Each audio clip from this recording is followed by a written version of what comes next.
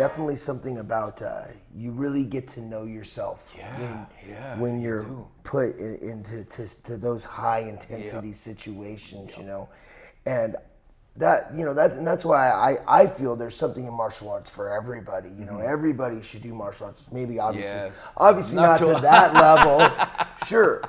But you know, but that's what sets you apart from the norm. I think everybody benefits from it, but then to be able and step in there and test yourself and then look back and say what worked, what didn't work, what could I improve on? You know, that to me is the spirit of a martial artist. You know, and I think going back to what you're saying earlier, that's what we just don't see so much anymore in fighters. We don't see it as the big test, and then, you know, trying to weigh yourself and your skills and your emotions. You know, guys, it's much more sport. Well, you know, it's not bad for the fighters today because they're brought up in this day and age. If I was brought up in this day and age, I might be in that direction too. Right. We had no choice. Right. There was no money. There was no interference in the real path of what I call the real path of martial arts, is trying to fight for honor, fight for building yourself as a man, as a person. Yeah. So I mean, these guys got all this money flashing, there's sponsorships flashing, you know, fame. You got, you know, you can get famous doing it now. It's like for us, it wasn't like that. So yeah, I mean, the rounds, you know, they stop it sooner. And I always say, today's martial arts, where the warrior begins is where the fights are stopped today. So it's like, man, it's sad because you see, it's like, okay, right now, we're going to see what this guy's made of if he really, really wants this fight. And boom, they stop the fight. That's very true. And it's like, man, you know, you can't really. That's very true. And, you know, and then, you know, it's because, you know, they want them to live to fight another day. You know, but when you take that element away, and it makes it so much more primal. That shit talking they do nowadays is so fake, man. It's great. And you know what I really don't understand is, you know, I can kick my opponent. You know, Randy was my coach. You know, and you know, Randy taught me something. He said, you know, never put down your opponent. Never, because it's only gonna work out bad for you. Yeah. You beat him, but you put him down. You know what I mean? Like, a lot of these guys, you know, they're scared of their opponent, but instead they come out and they go, you know what? He sucks. I can kick his ass. Yeah.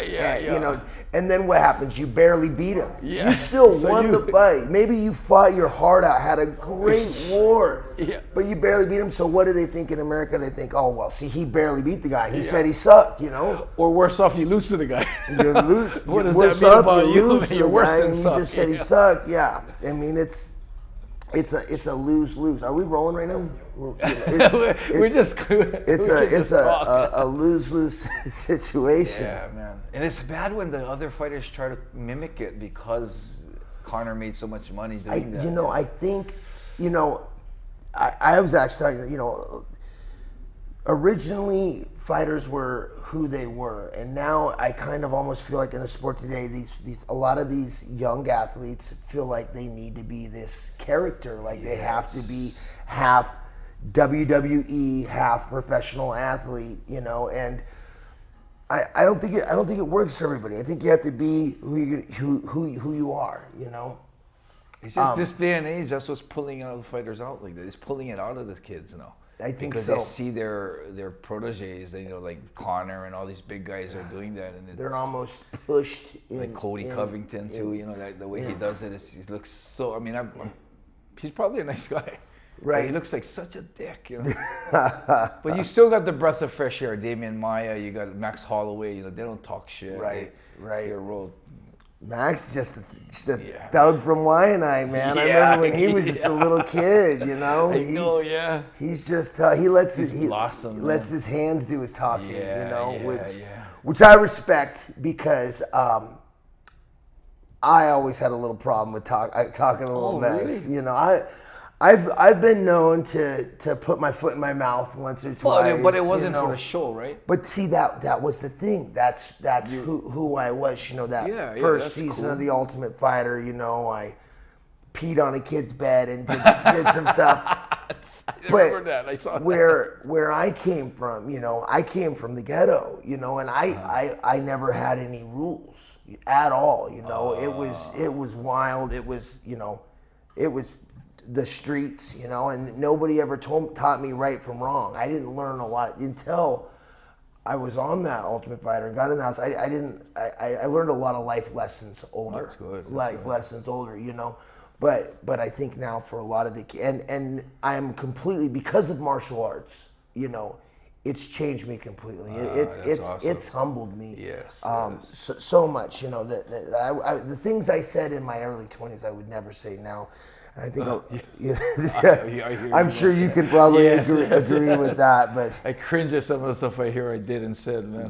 I don't want to talk about it. Change the subject. Yeah. That's why, you know, like we were talking about earlier, martial arts is so good for everybody. You learn so much about yourself, you know.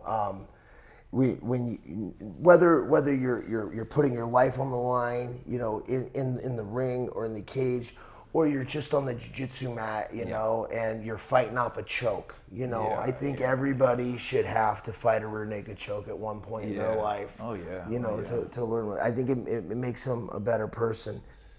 The thing for when I fought, I felt I was willing to die in the ring.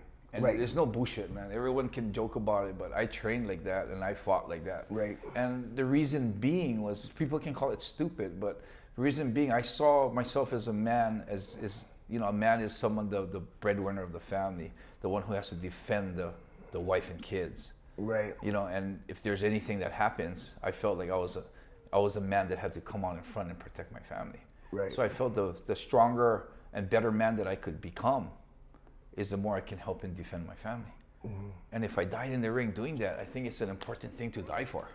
Yeah, so if, you know, people think it's such a simple thing, like, how stupid of him to want to die in the ring, but it's not just dying for the sport, it's dying for the person that I am, you know. Right. And as a man too, I would not want to be running out of stamina, feeling the fatigue, being in a bad situation and getting scared and tapping out, because as a man, my pride would be dented there, and I wouldn't look at myself as a real man.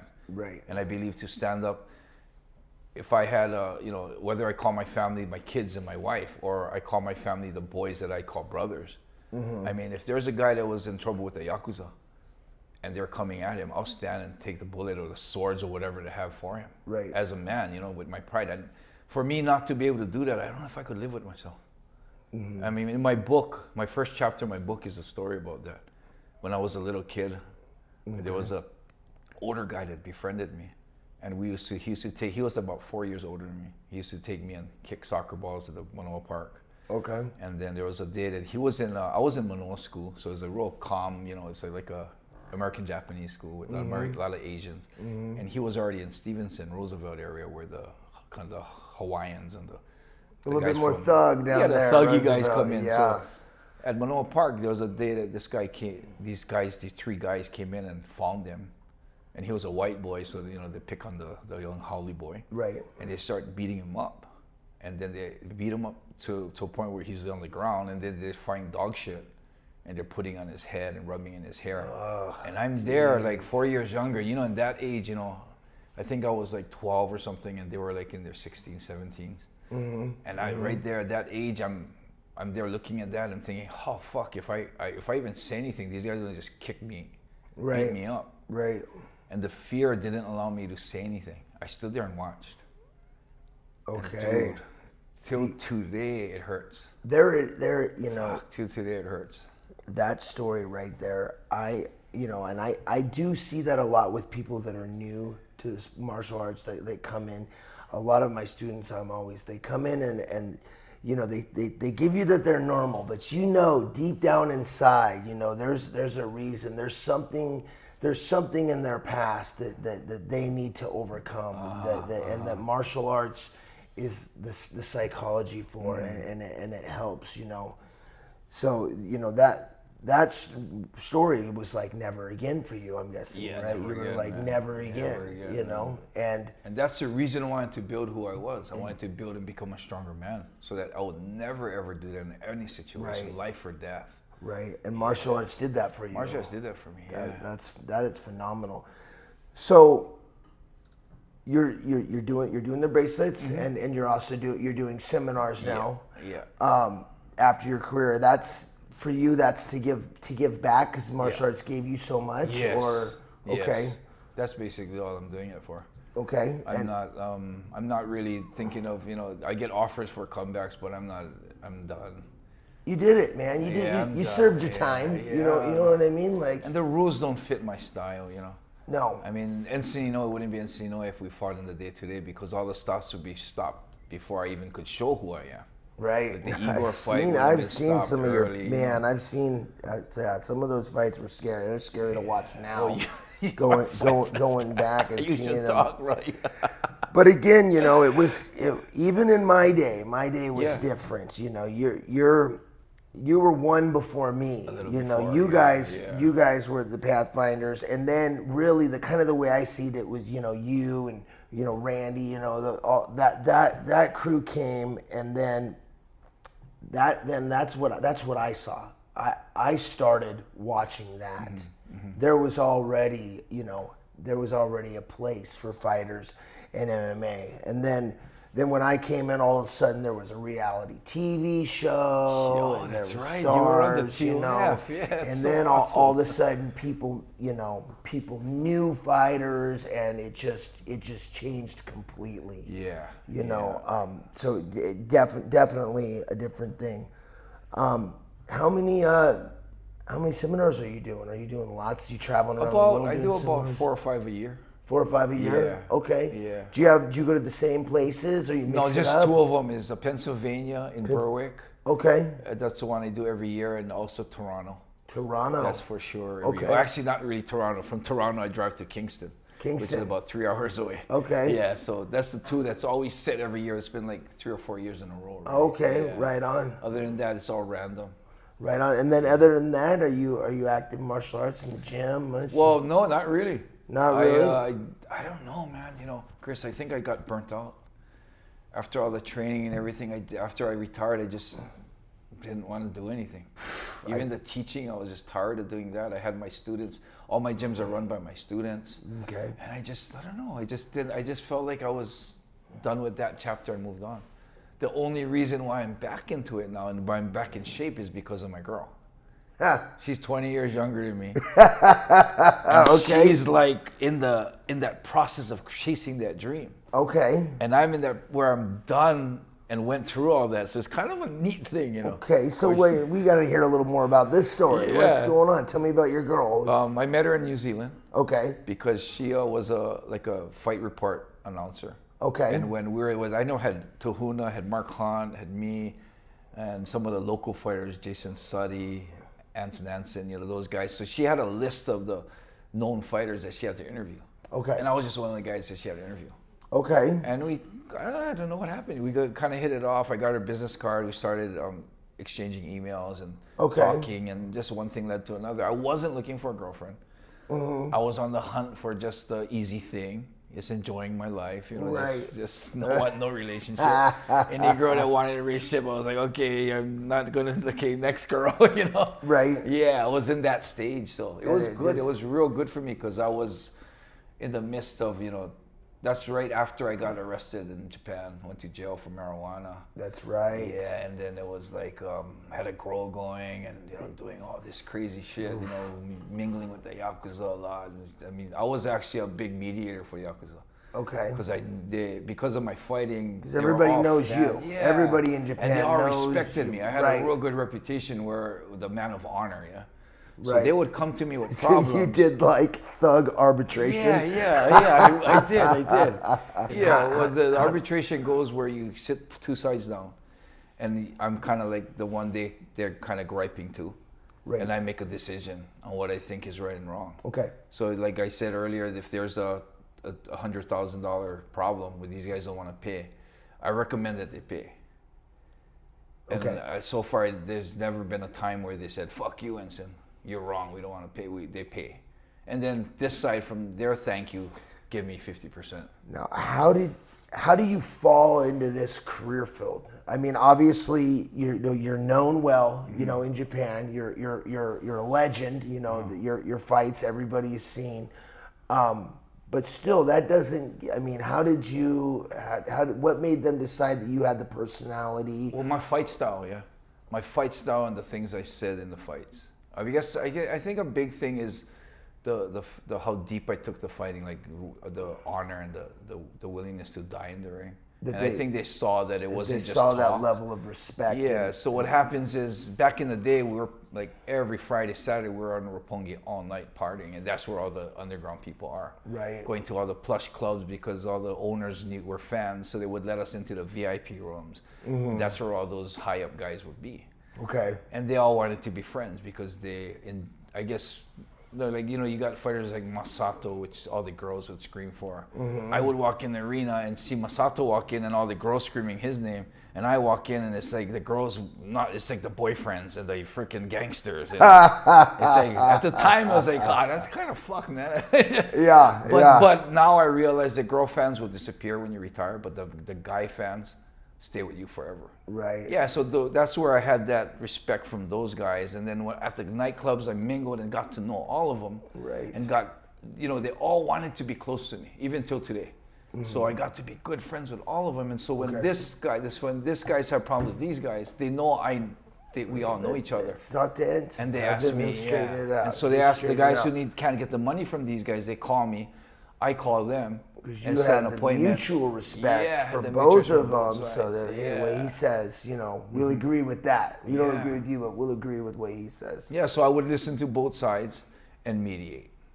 What a crazy life, man! That's mostly what I did for a big part of my career while I was fighting too. Really? Yeah. That's so interesting to me. The road that your life took is just. So I got some real interesting stories about that. That is. I guarantee. And of course, I've had run-ins with them too. Yeah. Okay. A lot of run-ins with them. Where they've disrespected me. And in that world, it's real hard because if you get disrespected and you let it happen, then you lose a lot of face. Yes. If people know that you've been disrespected and nothing is done, and of course with me, I had that reputation I had that fearful reputation where don't fuck Enson over because he don't care who you are. So I had to live by that to keep that reputation, and then of course the power of mediation. Yeah. Right. So if I got screwed over by a guy in the Yakuzas, I would have to do something about it, and to a point where I think till today I've beaten up 3 of them.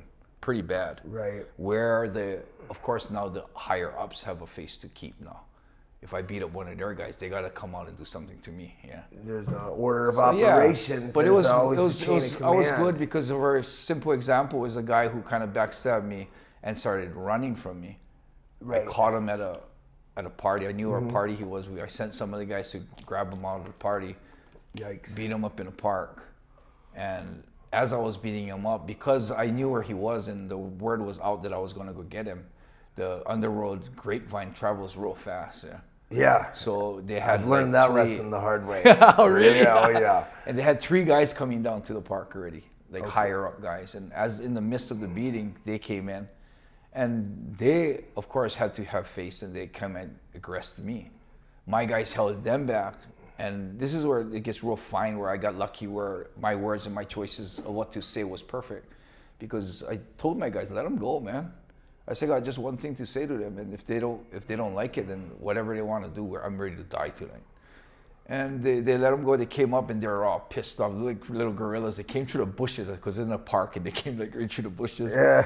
And then they told me that I got to pay for what I did, and I said. And I just looked at him and said, if someone fucked you over, wouldn't you want to hurt him? They said, yeah. They said, but look how bad he was. He was still standing, but he was all bloody. Right. And I said, well, if someone fucked you over and you only did 30% of what you really wanted to do, wouldn't you think that's kind of nice? They go, 30%, look at him. I said, I've been beating him up for 20 minutes. I said, he's still standing. He's still standing. And the guy just right there, something clicked, and he was like, oh, fuck. He said, please don't touch him anymore. I said, I've got my shit off. I could have done worse. Yeah, I could have done way worse, man. I was taking the percent that was warranted. Well, I actually told him that if I wanted to kill him, Could have. How long do you think it would have took me to kill him? Under 20 minutes. He said, yeah. And I said, well, I've been hitting him for 20 minutes and he's still standing. He still can talk. He was all fucked up in his face, but Right. it was all superficial damage. Yeah. You know, blood comes out, it's skin deep, yeah. So, you know, that those things helped. In those 3 instances that I did get aggressed by the family. But the way I always did things, I never did pick on anyone, and I always fought back for my honor. Okay. And I did things in the right way. So I think that's what kind of saved me, my approach and the way I did things, yeah. So okay. Kind of lucky. So where did you first meet Barrett at? Barrett was actually a student of Egan's. Okay. And he was training in Hawaii with Grappling Unlimited. Well, it was Grappling Unlimited even back then. What year was when was this? This was about 1996 or 1997. 96, Grappling Unlimited. Yeah. Okay. And then at the time, you know, Barrett was just another student. I didn't really remember him at the time. Train. And then, you know, Barrett was one of those guys who came from Helson's too. Right. And he was like the guy who always was on the mat first, leaving the gym last. Mm-hmm. Always had questions.